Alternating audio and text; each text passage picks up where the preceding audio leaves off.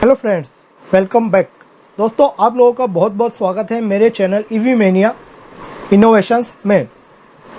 दोस्तों, जब भी हम लोग अपने लिए कोई इलेक्ट्रिक व्हीकल की डिज़ाइनिंग करते हैं या फिर हम लोग कोई ईवी कन्वर्जन करते हैं तो हमारा पूरा फोकस होता है हमारे इलेक्ट्रिक व्हीकल के परफॉर्मेंस पर, यानी कि पावर, स्पीड और व्हील पर मिलने वाले टॉर्क पर। लेकिन एक जो इम्पोर्टेंट पैरामीटर हम लोग हमेशा मिस कर जाते हैं या फिर निगलेक्ट कर देते हैं, वो होती है हमारे ईवी कन्वर्जन या हमारे इलेक्ट्रिक व्हीकल की इफ़िशियंसी। चूँकि इफ़िशियंसी वो फैक्टर है जो कि हमारी बैटरी पैक के अकॉर्डिंगली मैक्सिमम ट्रेवल रेंज को डिसाइड करता है। और स्पेशली अगर हम लोग बात करें टू व्हीलर की, क्योंकि टू व्हीलर में काफ़ी कम स्पेस होता है बैटरी को अकोमोडेट करने के लिए, इसलिए ट्रेवल रेंज काफ़ी इंपॉर्टेंट फैक्टर हो जाता है। और अगर हमारा ईवी कन्वर्जन या फिर इलेक्ट्रिक व्हीकल की इफिशियंसी ज़्यादा है तो definitely come battery pack capacity में भी हमको हायर ट्रेवल रेंज मिल सकती है। तो दोस्तों, आज की वीडियो में हम लोग बात करेंगे कि कैसे हम लोग मोटर की इफिशियंसी को अंडरस्टैंड करते हुए हमारे इलेक्ट्रिक व्हीकल या फिर हमारे ईवी कन्वर्जन में हाईएस्ट इफिशियंसी अचीव कर सकते हैं, जिससे कि कम कैपेसिटी की बैटरी पैक में भी हमको मैक्सिमम ट्रेवल रेंज मिलेगी।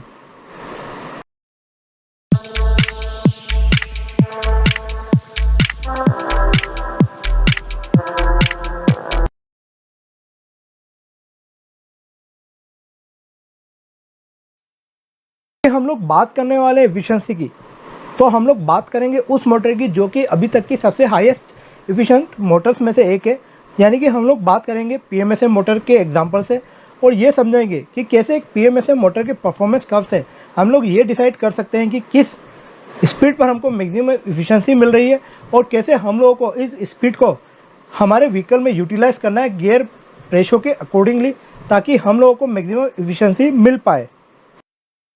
आप लोगों के सामने एक 30SH पीएमएसएम मोटर का परफॉर्मेंस कर्व है और इस कर्व में आप लोग एफिशिएंसी को अच्छी तरह से देख सकते हैं। ये जो बोल्ड लाइन है ये एफिशिएंसी को रिप्रेजेंट करती है और नीचे की जो हॉरिजॉन्टल लाइन है वो स्पीड को रिप्रेजेंट करती है। तो यहाँ पर आप क्लियरली देख सकते हैं कि जो मोटर की एफिशिएंसी है वो 90% निकल जाती है 2200 के अबव आरपीएम पर। यानी कि जैसे ही मोटर का आरपीएम 2200 होता है, यहाँ पर मोटर की एफिशिएंसी मेंटेन हो जाती है 90%, जो कि 90% के ऊपर ही मेंटेन रहती है 4200 के आरपीएम तक। हालांकि 4500 के आरपीएम तक भी ये मोटर 90% की एफिशिएंसी को मेंटेन करती है। लेकिन हम लोग जब बात करते हैं पीक एफिशिएंसी की, तो इस मोटर की पीक एफिशिएंसी जा सकती है 97% तक, जो कि जाती है 3200 के आरपीएम पर। तो दोस्तों, हमारे पास कुछ मेजर इंपॉर्टेंट पैरामीटर्स आ गए हैं स्पीड के, जिसको कि हम लोग अब इस कैलकुलेशन में आगे यूज़ करेंगे। आप लोगों को भी ये रेफरेंस कैलकुलेशन मैं बता रहा हूँ। आपके पास अगर बीएलडीसी मोटर या कोई दूसरी मोटर है, उसके कर्व से आप ये सारे स्पीड पैरामीटर निकाल सकते हैं एफिशिएंसी के, और उसके बाद अपनी कैलकुलेशन को कर सकते हैं। सबसे पहले हम लोग एफिशिएंसी वर्सेस स्पीड के पैरामीटर को समराइज कर लेते हैं। सबसे पहले बात करते हैं मैक्सिमम एफिशिएंसी की, तो जो कि हमको अचीव होती है 97% इस पीएमएसएम मोटर में, जो कि मिलती है तकरीबन 3200 के आरपीएम पर। ये एक सबसे इंपॉर्टेंट पैरामीटर हो गया एफिशिएंसी के लिए। इसके बाद अगर मैं बात करूँ 90% इफिशिएंसी की एवरेज, तो जो एवरेज 90% की इफिशिएंसी मेंटेन हो रही है वो हो रही है आरपीएम जोन 2200 से लेकर 4500 के आरपीएम जोन में। तो ये सेकंड इंपॉर्टेंट पैरामीटर हो गया है। अब हम लोगों को ये भी देखना है, एफिशिएंसी तो हमने देख ली है, हम लोगों ने आरपीएम देख लिया, हम लोगों को ये भी देखना है कि जो हम लोग ले रहे हैं आरपीएम, उसमें हम लोगों को उतना टॉर्क मिल रहा है कि नहीं मिल रहा है जो कि हमारे व्हीकल के लिए सफिशिएंट है। तो सबसे पहले आरपीएम पे हम लोग बात करते हैं 3200 के, जो कि 97% की इफिशिएंसी का जोन है, पीक इफिशिएंसी का जोन है। यहाँ पर जो टॉर्क मिलता है मोटर से वो हमको मिलता है 20 न्यूटन मीटर का। और अगर हम लोग बात करें 90% की इफिशिएंसी जोन की, जो कि 2200 से लेकर 4500 के बीच का जोन है, तो यहाँ पर जो मिल रही है एफिशिएंसी हम लोगों को, वो मिल रही है, टॉर्क मिल रहा है, वो मिल रहा है तकरीबन 30 से लेकर 16 न्यूटन मीटर का। तो अब हम लोग इसके अकॉर्डिंगली हमारे व्हीकल या फिर ईवी कन्वर्जन की डिज़ाइनिंग चालू करेंगे हायर एफिशिएंसी को अचीव करने के लिए। हम लोग बात करते हैं ड्राइव इकोनॉमी की एफिशिएंसी की, ट्रेवल रेंज की, तो दो टाइप की व्हीकल को कैटेगराइज किया जाता है। पहले तो होती है ड्राइव इकोनॉमी बाइक्स, जिसके अंदर की आपका जो ट्रेवल रेंज है, एफिशिएंसी होती है वो काफ़ी ज़्यादा हाई होती है, लेकिन उनका पावर, परफॉर्मेंस और स्पीड कम हो जाती है। लेकिन दूसरी कैटेगरी होती है परफॉर्मेंस बाइक्स की, जिसमें कि आपकी जो पावर है, परफॉर्मेंस है, स्पीड है, पिकअप है, काफ़ी अच्छे होते हैं। लेकिन ऑब्वियसली क्योंकि आप हायर स्पीड पे चल रहे हैं तो आपकी जो ट्रेवल रेंज है कम हो जाएगी। और अगर मैं बात करूं बेस्ट ऑप्शन की, तो बेस्ट ऑप्शन वो होता है कि जिसमें जब भी आप सिटी पे चलाते हैं, कम स्पीड में चलाते हैं, तो सिटी में आपको कम स्पीड पे मैक्सिमम एफिशिएंसी मिला है। और जब हाईवे की बात करेंगे तो ऑब्वियसली हाईवे पे आप एफिशिएंसी को नहीं देखेंगे, आप बात करेंगे पावर की, स्पीड की, तो आपको हाईवे पे परफॉर्मेंस मिले। तो बेस्ट होता है कि आप डिफरेंट ड्राइविंग मोड पे चले जाएं। लाइक आपकी बाइक में या दूसरी बाइक्स में होता है ड्राइविंग मोड है, इकोनॉमिकल मोड है जिसमें 30-35 पर चले गाड़ी तो आपको हायर एफिशिएंसी मिलेगी। ये आपका एफिशिएंसी मोड हो गया सिटी के लिए। जब आप पावर मोड की बात करें तो आपकी 35 से 50 के बीच में चली जाए, यानी कि आपको हाईवे और आपकी सिटी का मिक्स मोड मिल जाए। और जब आप स्पोर्ट्स मोड की बात करें तो गाड़ी आपकी 55 से 65, 70, 80 तक चली जाए। तो यहाँ पर आपका स्पोर्ट मोड में ऑब्वियसली पावर कंजम्पशन काफ़ी कुछ बढ़ जाएगा। लेकिन इसके अलावा भी एक जो डिसाइडिंग फैक्टर होता है वो होती है आपकी एवरेज ट्रेवल स्पीड। कुछ लोगों की आदत में होता है, जैसे मेरी भी आदत में, मैं गाड़ी को 40-35 के बीच में ही चलाता हूँ, भले मैं सिटी में चलाऊँ भले मैं हाईवे पे चलाऊँ, यानी कि ये मेरी एवरेज ट्रेवल स्पीड हो गई और मेरे को पता है कि ये मेरी एवरेज ट्रेवल स्पीड है।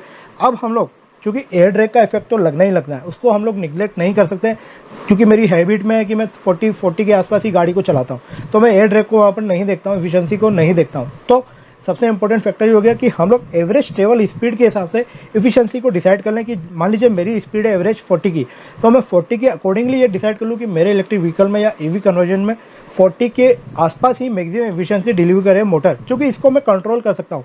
मैं एयर ड्रैग को 40 पे कंट्रोल नहीं कर सकता हूँ। और जैसे कि आपको पता है कि जैसे ही आप हायर स्पीड पे जाते हैं आपका एयर ड्रैग उस स्पीड के 3 टाइम्स प्रोपोर्शनेटली बढ़ता जाता है, यानी कि पावर कंजम्पशन वेलोसिटी के रिस्पेक्ट में काफ़ी ज़्यादा बढ़ जाता है। तो ऑब्वियसली कम स्पीड पे कम एयर ड्रैग, हायर स्पीड पे हायर एयर ड्रैग, और इसका सीधा इफेक्ट होता है पावर पर। लेकिन जब मैं बात करता हूँ एवरेज स्पीड की, तब मैं एवरेज स्पीड पे गाड़ी को चलाता हूँ, तब मैं फैक्टर को नहीं देखता हूँ, लेकिन मैं मोटर की इफिशिएंसी को डिसाइड कर सकता हूँ। तो अब हम लोग एवरेज स्पीड के अकॉर्डिंगली ये डिसाइड करेंगे कि कितनी इफिशिएंसी, मैक्सिमम इफिशिएंसी को हम लोग कैसे यूटिलाइज कर सकते हैं। यहाँ पर हम लोग एग्जाम्पल के लिए मैक्सिमम इफिशिएंसी अचीव करने के लिए ईवी कन्वर्जन करेंगे स्कूटर के लिए, लेकिन इस रेफरेंस कैलकुलेशन को आप यूज़ कर सकते हैं आपकी कार्स के लिए, आपकी मोटरसाइकिल्स के लिए, या फिर किसी भी दूसरे व्हीकल्स के लिए। ये खाली एक रेफरेंस कैलकुलेशन है जिसमें कि स्कूटर का एग्जाम्पल मैं आपको ले रहा हूँ। तो सबसे पहले बात इफिशिएंसी की ट्रेवल रेंज की है, तो हमको कैलकुलेट करना पड़ेगा स्कूटर का व्हील का डायमीटर, और इसके लिए हम लोगों को लेना पड़ेगा रेयर व्हील के स्पेसिफिकेशन, क्योंकि हम लोग रेयर व्हील ड्राइव की बात कर रहे हैं। जिस गाड़ी का भी जो भी ड्राइव व्हील है आपको उसी की व्हील साइज़ को लेना है। तो मान लीजिए 12 इंच का रिम डाया है स्कूटर का, और जो टायर साइज़ है 90/90/R12। तो सबसे पहले रिम डाया जैसे कि हम लोग कैलकुलेट करते हैं, 81 मेरा हो गया दोनों टायर की हाइट, ऊपर और नीचे की 81 mm हाइट। रिम क्योंकि ये इंचेस में कैलकुलेशन होती है तो इंटू 25.4 कर देते हैं, mm में कन्वर्ट कर लेते हैं। तो जो रेयर व्हील का डाया निकल कर आता है वो निकल कर आता है 467।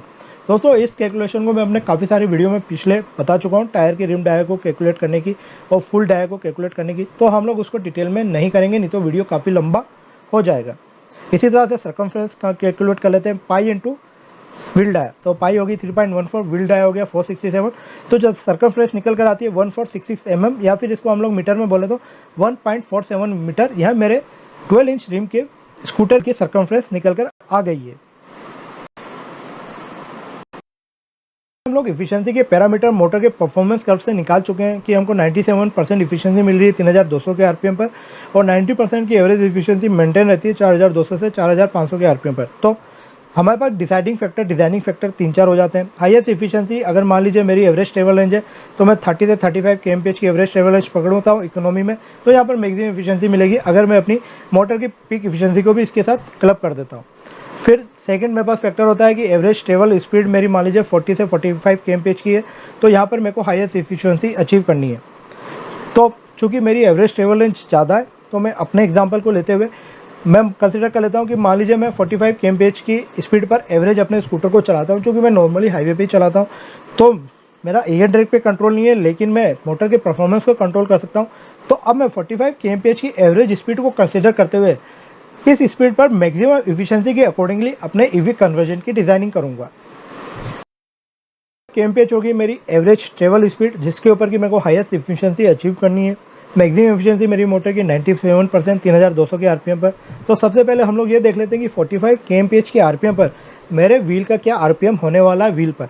तो 45 मेरी स्पीड हो गई इंटू 60, हम लोगों को यहाँ पे आरपीएम पे में कन्वर्ट करना है, मिनट में कन्वर्ट करना है, रोटेशन को डिवाइड बाय 1.47। ये हमारे 12 इंच व्हील का सर्कमफ्रेंस है जो हम लोग कैलकुलेट कर चुके हैं, डिवाइडेड बाय 3.6। ये जो 3.6 है ये हमारा जो 45 kmph स्पीड है इसका कन्वर्जन फैक्टर है मीटर पर आवर से किलोमीटर पर आवर से मीटर पर सेकंड में। तो अब जो रेयर व्हील का स्पीड होना चाहिए 45 kmph पर, वो कैलकुलेशन से आया 510 RPM। तो दोस्तों अब ये बिल्कुल क्लियर है कि मेरे को 510 के RPM पर अपनी गाड़ी को चलाना है, यानी कि 45 kmph को अचीव करने के लिए, जिससे कि मेरे को मैक्सिमम एफिशिएंसी मिले। अब हम लोग इसके अकॉर्डिंगली गियर का सिलेक्शन करेंगे, गियर रेशियो का। एक डाटा आ गया है कि 97% की मैक्सिमम एफिशिएंसी को मेरे को मोटर को यूटिलाइज करना है 510 के व्हील RPM पर। तो गियर रेशियो डिसाइड कर लेते हैं कि 45 kmph की स्पीड पर चलाने के लिए मेरे को किस गियर रेशियो पे आना पड़ेगा, ताकि मेरी मोटर की स्पीड हो 3200, मेरे स्कूटर की स्पीड हो 45 kmph और व्हील का RPM हो 510 RPM। तो गियर रेशियो डिसाइड कर लेते हैं। चूँकि 3200 की मैक्सिमम पीक एफिशिएंसी RPM है डिवाइडेड बाय व्हील का RPM, तो यहाँ पर जो गियर रेशियो निकल कर आता है वो निकल आता है 6.27।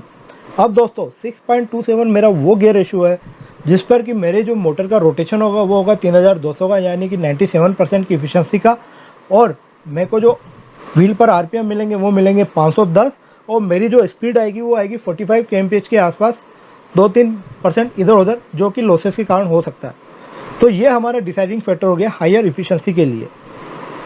अब चूँकि मेरी मोटर की मैक्सिमम एफिशिएंसी है, मैक्सिमम RPM है 4500, तो ये भी देख लेते हैं कि हम लोगों ने 45 kmph पर ये मैक्सिमम एफिशिएंसी तो अचीव कर ली है मोटर की, लेकिन मैक्सिमम स्पीड हमको कितनी मिलेगी सेम मोटर से। तो 4500 मैक्सिमम RPM हो गए। हमारा जो गियर रेशियो निकल कर आया वो निकल आया 6.27 का, तो इस 4500 को 6.27 से निकाल देते हैं। तो यहाँ पर जो आपको RPM मिलने वाले हैं व्हील पर, मैक्सिमम पीक मोटर RPM यानी कि 4500 पर व्हील पर RPM आएंगे आपके 718 RPM आएंगे। अब हम लोग देख लेते हैं कि 718 पे हमको हमारे स्कूटर में कितनी मैक्सिमम स्पीड मिलेगी। 718 RPM हो गए, 718 into 1.47 circumference into 3.6 conversion kmph का डिवाइडेड बाय 60। तो जब इस सारी कैलकुलेशन को करते हैं तो हमारे पास जो स्पीड मिलती है हमको अपने व्हील स्कूटर में, वो मिलती है 63.33, हमारी टॉप स्पीड जाने वाली 4500 के RPM से, जो कि किसी भी हद में बुरी नहीं है। और अब इस स्पीड के अकॉर्डिंगली देख लेते हैं कि हमको कितनी एफिशिएंसी मिलने वाली है। तो 4500 पे भी जो PMSM मोटर है 90% के ऊपर की एफिशिएंसी को अचीव करती है, तो हम लोग टॉप स्पीड पे भी जाते हैं तो हमको 90% एफिशिएंसी मिलेगी मोटर से। यस ऑब्वियसली, क्योंकि जब मैं बात कर रहा हूँ टॉप स्पीड की तो मेरा एयर ड्रैग काफ़ी ज़्यादा बढ़ जाएगा, पावर कंजप्शन ऑब्वियसली बढ़ेगा, लेकिन अगर आपको चलाना ही है और आप चला ही रहे हैं तो एटलीस्ट आप मोटर की एफिशिएंसी को तो यूटिलाइज़ करें, क्योंकि वो आपके हाथ में है। तो दोस्तों ये तो हो गया हमारा पूरा एफिशिएंसी कैलकुलेशन, जिससे कि हम लोग मैक्सिमम ट्रेवल रेंज अचीव कर पाए, हमारी पूरी मोटर की हाईएस्ट एफिशिएंसी को अचीव कर पाए हमारी गाड़ी को चलाते समय। क्योंकि हम लोग अपने इलेक्ट्रिक व्हीकल डिज़ाइन कर रहे हैं, EV कन्वर्जन बना रहे हैं, तो हमारे हाथ में है कि कैसे हम लोग डिज़ाइन कर सकते हैं, कैसे मैक्सिमम एफिशिएंसी को अचीव कर सकते हैं मोटर की, और कैसे हाईएस्ट ट्रेवल रेंज ले सकते हैं हमारे लिमिटेड बैटरी पैक की कैपेसिटी से। तो दोस्तों थैंक यू वेरी मच मेरे इस वीडियो को देखने के लिए। मैं हमेशा की तरह आप लोगों से हम्बल रिक्वेस्ट करता हूँ कि प्लीज़ अपने एनवायरनमेंट को प्रोटेक्ट करने की हर संभव कोशिश करें।